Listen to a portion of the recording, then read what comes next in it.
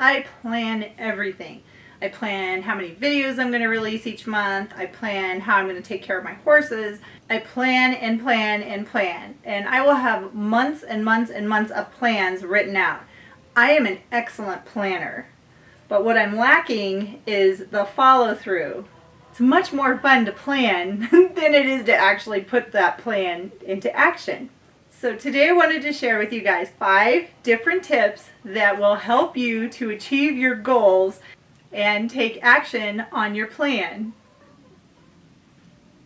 Hello Awesome Equestrians, I'm Lisa, the Budget Equestrian. Welcome back to another video.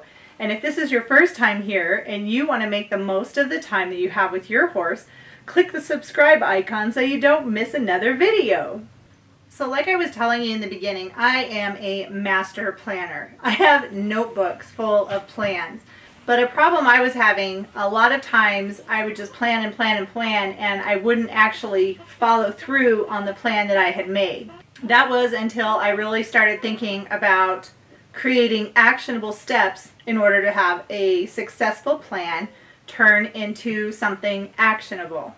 And this video is kind of helping to gear up for something that's coming up the 1st of August. So like I said, be sure to subscribe to my channel so you don't miss that. But I wanted to talk to you about planning and goals and how to actually achieve your goals.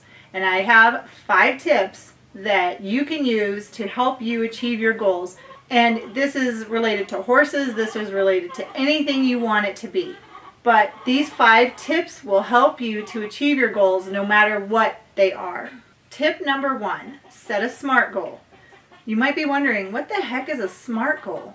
The SMART of a SMART goal is an acronym for setting up a plan to achieving your goal. So SMART stands for specific, measurable, attainable, realistic, and timely. So if you break down each of those steps, that's what becomes your SMART goal. Specific is pretty self-explanatory. You want to be very specific with your goal. So like for me, I want to have a goal that Ethan is going to be able to stand still at the mounting block. I have a specific goal. Then the measurable part is, how am I going to measure if I'm successful with my goal? If he stands still at the mounting block, that's measurable. He stood still by the mounting block. Yes. A is the attainable part of the goal. Is this goal attainable? Yes, it's very attainable. All I have to do is put in the work, and eventually Ethan will learn how to stand still on the mounting block. And the R, is this a realistic goal? Yeah, it's a realistic and it's an important goal to have your horse stand still while you're getting on him. So yes, having Ethan learn how to stand still at the mounting block is very realistic, and it is something that I can achieve by simply working on it. And T, the timely portion of my goal. What is my time frame? And by being specific with your time frame, this will kind of help direct you in how long it's going to take you to get to your goal. And I found for myself personally, by setting a time frame around the goal that I want to achieve, really helps to motivate me to get to that goal. So let's say the mounting block example, I want to make sure that Ethan is able to stand still for mounting at the mounting block, and I'm giving myself 1 week to do it. I could probably have him do it in about 2 to 3 days just by being consistent. But for me personally, doing it over a week and every day doing something to get him to stand by the mounting block and really solidifying it in his head that this is what we're going to do and you are going to stand still at the mounting block, a week will help me and it will help him as well. And it's a very SMART goal. It's attainable. I've clicked off all the little SMARTs. And I think this is a good goal to have. My second tip for you is to keep it simple. Now it would be really fun to set a goal saying, I'm going to have Ethan start jumping a Grand Prix level course in a month. That's not very realistic, and it's not really simple. So going back to my original goal of getting Ethan to stand still at the mounting block, that is a simple goal, and it is something that I can achieve. Or you could use the KISS principle, and I like to say, keep it simple, silly. Keep it simple, just have a simple goal. Because if your goal is simple, you're much more likely to achieve it, and then you can set another goal. So remember to keep your goals simple. Tip number 3, make sure you celebrate and recognize the goal that you are working on. So when you are in the middle of the goal and you're getting forward and you're almost there, make sure you take time to celebrate your little victory. You want to make working towards your goal fun for you, and if it's like my example with me and Ethan, for your horse as well.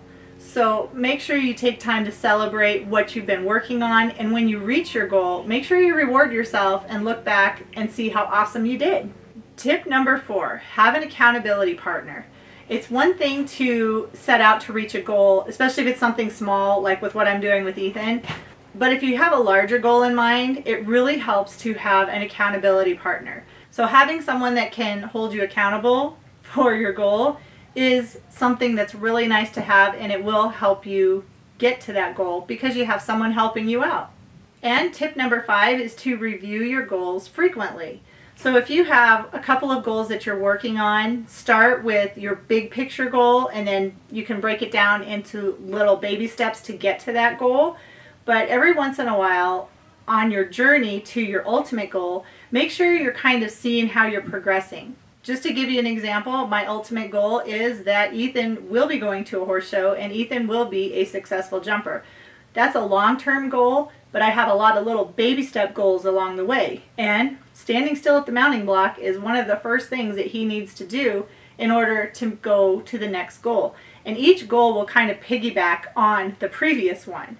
So then maybe every couple of weeks, revisit the goals that you set and see how you're getting there. Again, having goals is a really good idea, especially when it comes to horses and life itself. If you want to be successful, you need to have something to shoot for, right? I would love to know what your goal is. Is it related to your horse? Is it related to school? Is it related to your career?